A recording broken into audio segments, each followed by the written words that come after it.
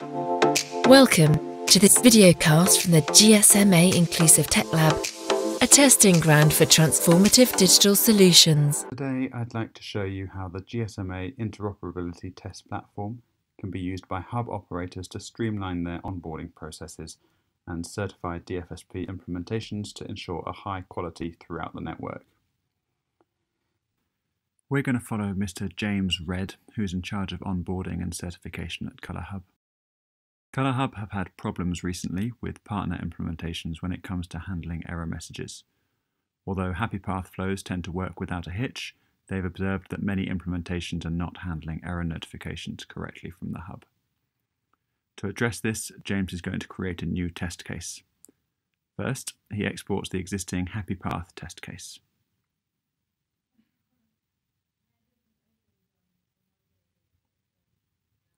Next, he re-imports the test case so that he has a clean copy to work with.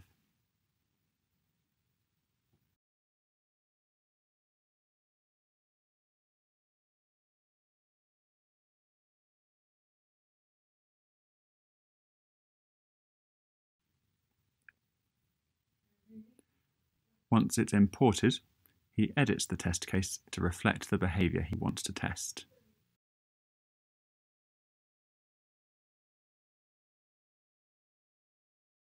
First, he changes the test case name and slug to find it again more easily.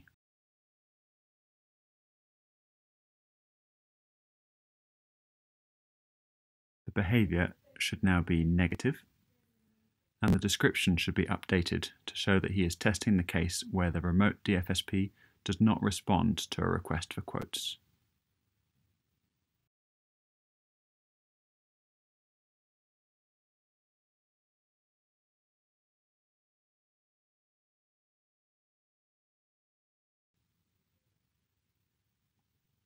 Next, he reviews the test steps. He wants to simulate the case where the remote DFSP does not respond, so he identifies the put quotes step and then deletes it.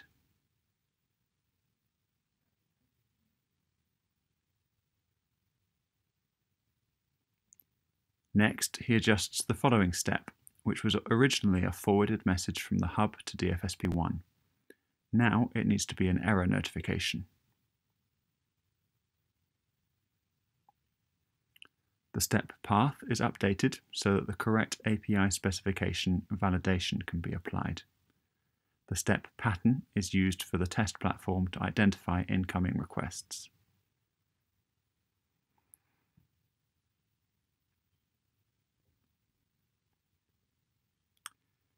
Next, he updates the automated tests which are applied to the request to ensure the hub is correctly generating the error.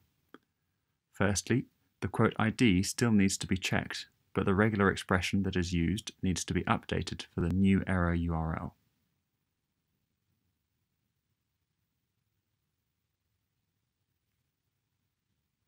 The request no longer specifies an amount or a currency, so instead, James updates that test case.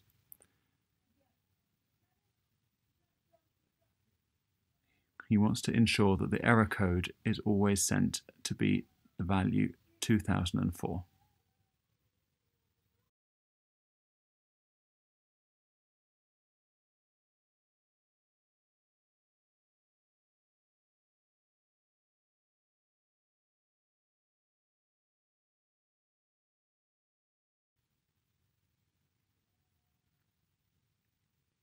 Finally, he removes an unnecessary test for the ILP packet.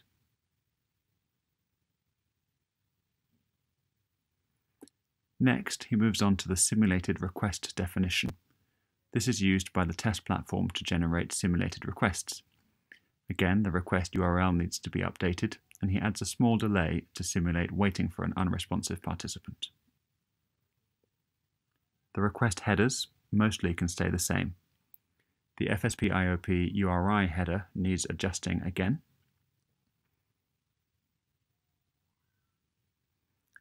And the FSP IOP source header should now be simply switch.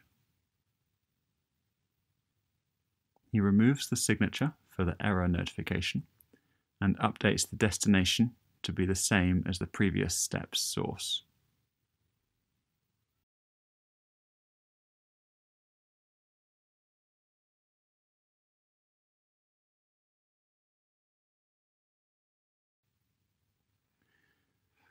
Finally, the HTTP method will always be put.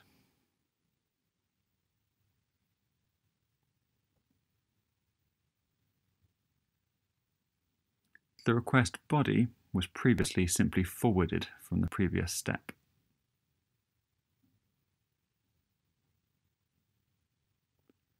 James doesn't want that behavior now, so instead he deletes it and includes a sample error payload.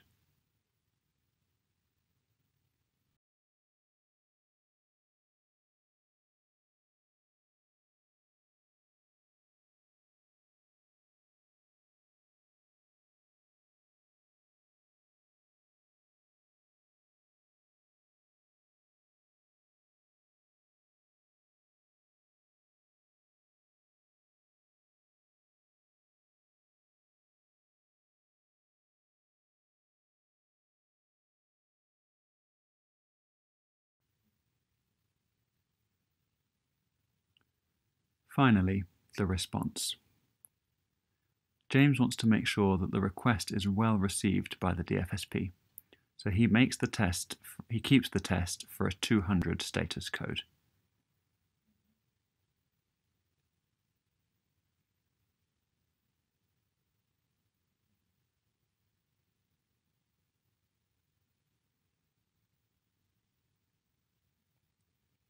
The response headers and body were empty, so they don't need updating. To review, James checks out the test flow. He sees that the test will perform the parties stage, then post quotes, and then the error notification. He notices that the transfer step is still scheduled, although they should not happen after an error is encountered. He returns to the test steps page and deletes each step.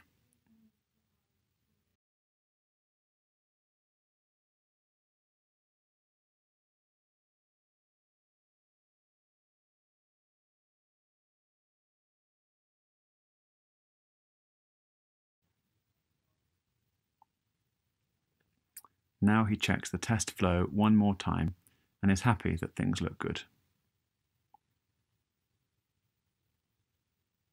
He heads to the versions page and publishes his changes as a new version. New participants will use the latest test case version automatically.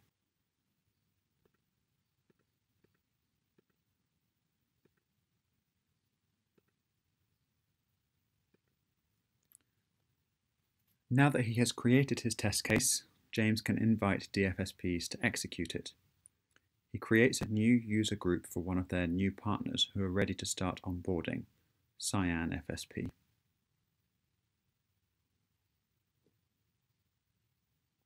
He adds an email filter to ensure that individuals who do not have a Cyan FSP email address cannot accidentally join the group.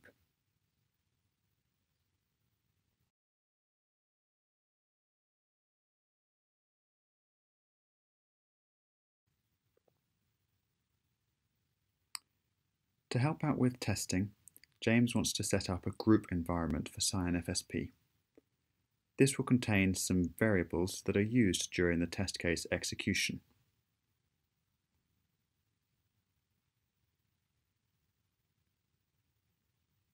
In this case, the Color Hub switch has set up one particular phone number and FSP IOP ID to test with, so he provides those details here to avoid Cyan FSP needing to enter those details themselves.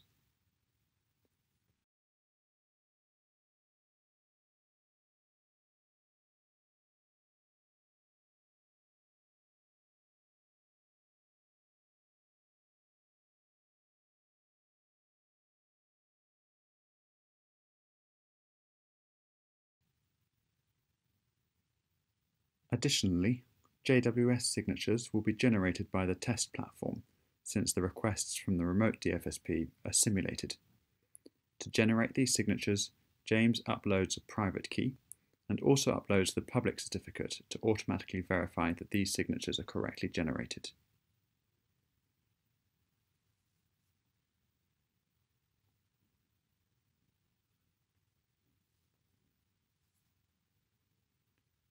Finally, James is ready to invite someone to execute these tests.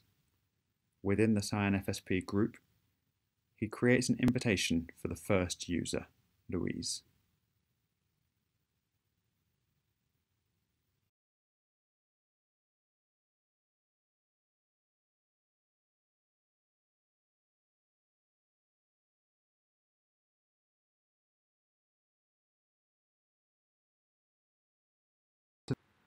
Louise receives an email inviting her to join the platform.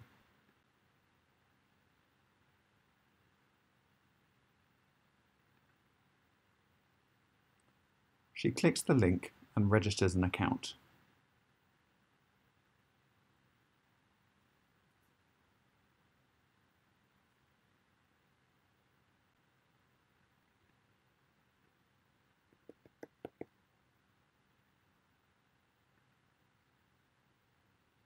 Immediately, she is ready to create a new test session. Test and manual sessions are private sessions, designed to help DFSPs refine their implementation, but Louise is already confident in her work. She jumps straight in and creates a certification session, where the results will be shared with ColorHub. The platform asks Louise a few questions to help select the correct set of test cases for her certification. She opts to be tested on both happy and unhappy flows.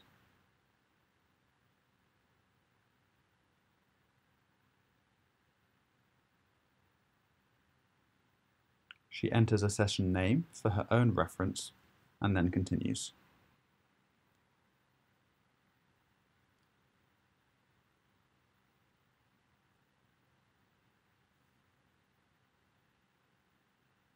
In the next step, she sets up configuration details for CyanFSP's implementation. She picks DFSP1, indicating that she wishes to be tested as a DFSP. The component she does not select will be simulated by the platform.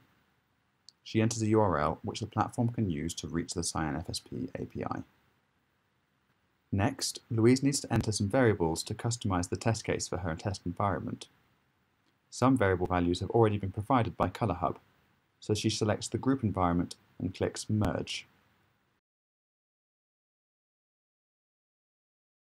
She provides values for the remaining variables that are important to her, leaving blank any values for which she is happy to use the default values. For the JWS variables, she doesn't need to upload a private key, since she will be generating the signatures herself. She still uploads a public certificate to prove that the signatures are correctly generated.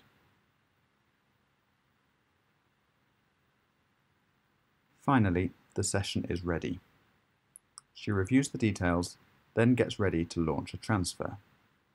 First, she copies the URL provided by the platform and configures her own system to use this URL to reach the hub.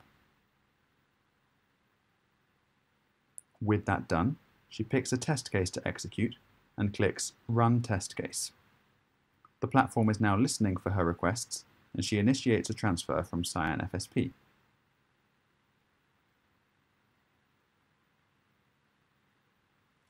Since James's new test case is active, the test platform simulates a situation where the remote DFSP does not respond. Instead, the hub generates an error.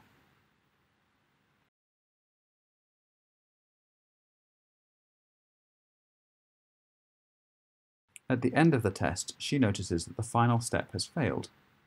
Clicking through, she can see that CyanFSP has responded with an HTTP 400 status instead of an HTTP 200.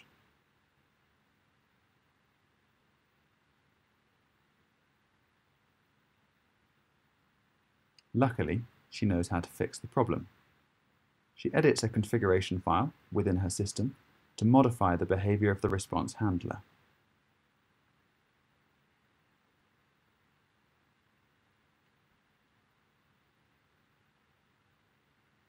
When this is done, Louise launches a new test run and initiates a second transfer.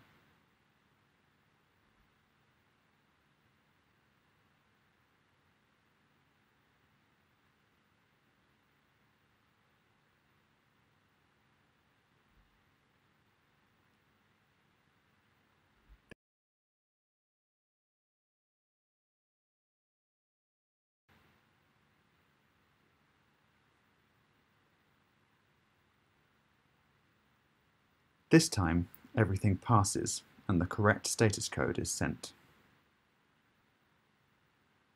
Confident, Louise moves on to the Happy Path test case and launches a test run for it. She initiates the transfer, and this time the test platform simulates correct behaviour for the remote DFSP.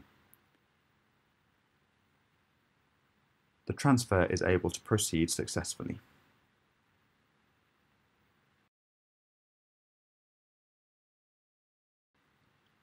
Once the test has passed, Louise has a full suite of test results and is able to submit them for review. James now receives an email informing him that there are new test results to review.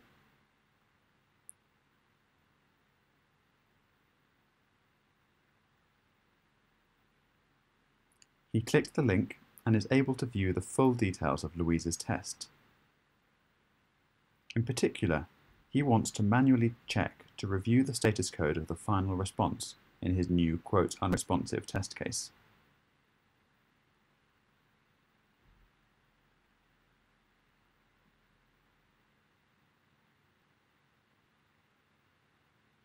Satisfied, he returns to approve the test results.